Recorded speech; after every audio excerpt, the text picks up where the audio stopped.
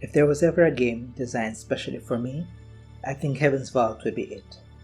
It's a science fiction archaeological adventure game that has the player decipher and made up ancient language. Of course, I had to get it. The past is always present.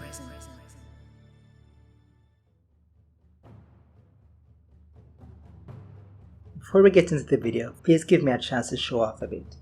If you follow me on Instagram or Twitter, please do, I'd appreciate it. You might know that I did a thesis where I created an alternate language for Marvel's Wakanda. Well, I finally got my grade, and I'm very happy to say I got an A. I actually got into linguistics because of the idea of creating languages, so this was a very important project for me.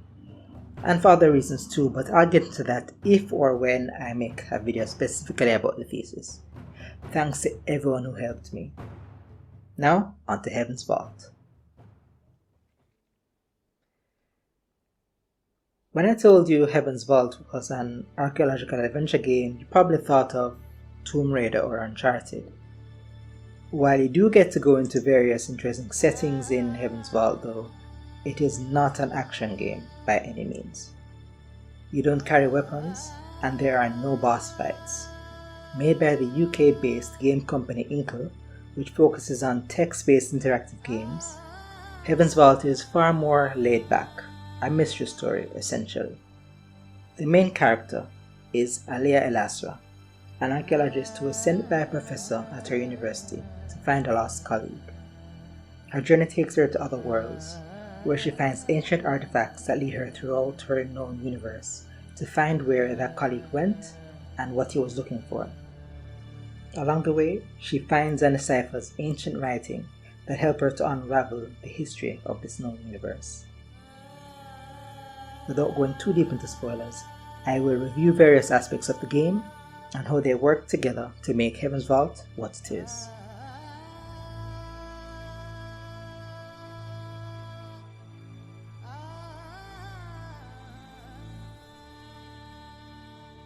I really don't have any complaints about the characters. The two main characters are Alea and a robot named Six.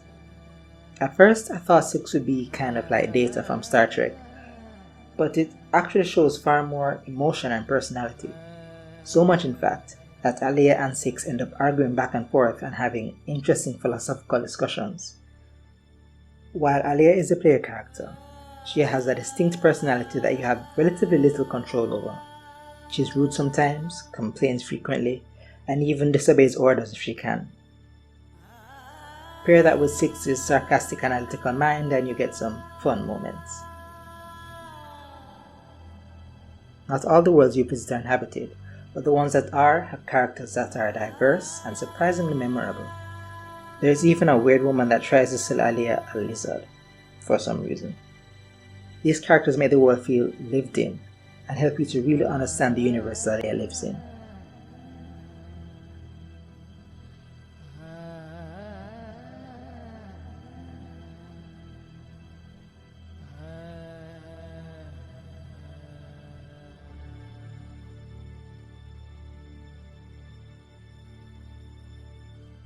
The universe of Heaven's Vault was fun to discover.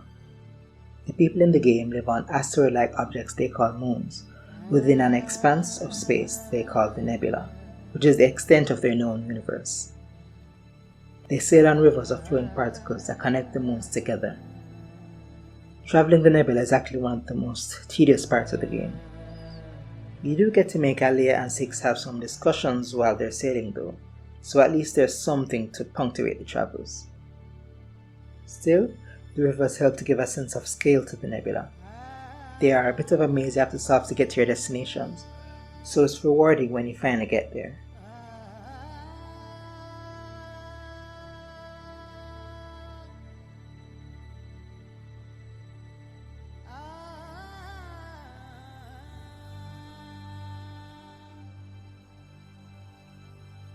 As I said before, this game is text-based. Although you can walk around, you make Alea perform actions by choosing from text options. It's almost like an animated novella, where you get to decide how the story goes. Yes, you heard that right. Heaven's Vault is not a single linear road, but a network of roads. with forks and intersections, most of which you choose from these text options.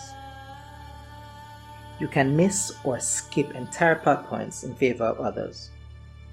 But don't worry though, the game has a new Game Plus mode where you get to replay it and take the left turn where you took the right turn before.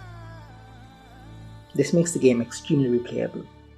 I've lost count of my replays by now, and every single one is markedly different from the others. It's impressive. Who would have thought that a simple text-based adventure game would keep my interest for so many playthroughs?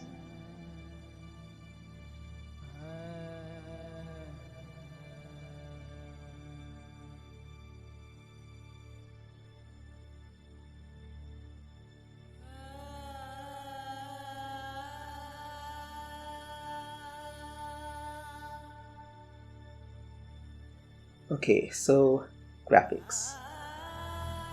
You've seen enough footage just in watching this video, so I won't get too deep into it. But Inco made an interesting choice with this one. While the setting is a computer-generated 3D world, the characters are all hand-drawn. This gives Heaven's Vault a strangely relaxing feel, even though it should be jarring. If I was to guess at some hidden meaning, I would say that the drawn characters tie into the archaeology aspect of the game.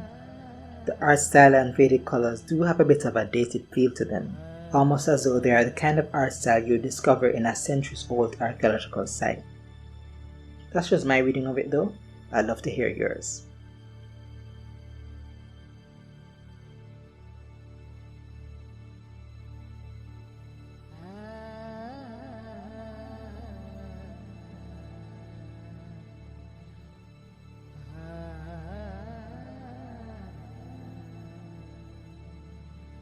Now on to the thing that pulled me into the game, the ancient language, creatively called, well, ancient.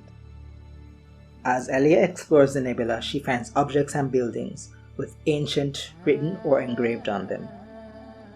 You might think it would be hard to figure out some weird swirls mean, but Inco made it surprisingly easy.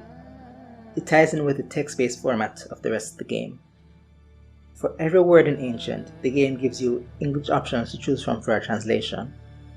As an archaeologist, Aliyah has some experience with ancient, so my guess is that this is representing that knowledge that she has, allowing her to make educated guesses.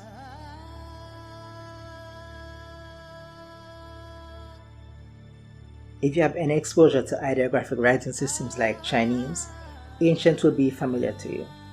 A word is made out of many idea pictures stitched together to express the concept.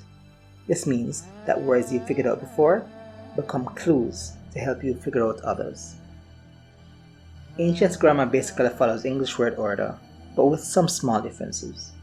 There is no equivalent to the word the, for example.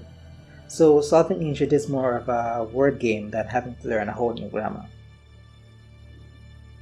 My only real critique of Heaven's Vault use of ancient is that the language seems incidental to the story.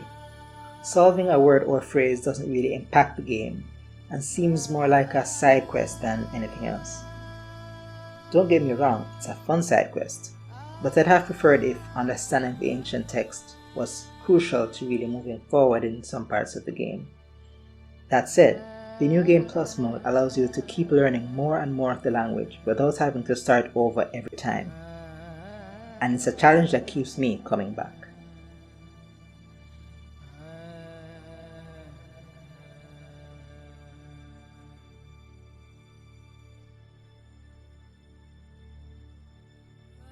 Heaven's Vault is different from every game I've ever played.